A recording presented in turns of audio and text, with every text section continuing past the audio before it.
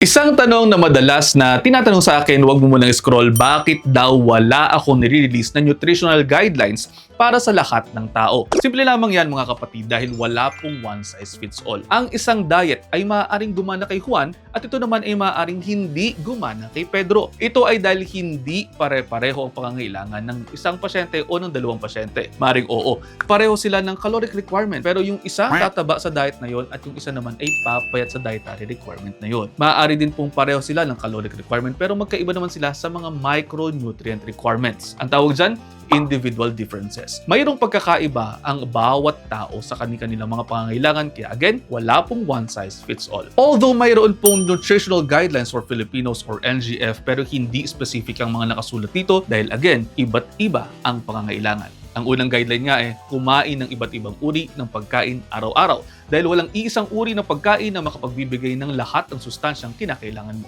Kung kinakailangan ng konsulta, sa registered nutritionist dietitian po ang inyong punta. At ayun, almost 1 minute na to. I hope you're all 1 minute wiser. Pakipusuan kung may natutunan and I'll see you next time. Ingat!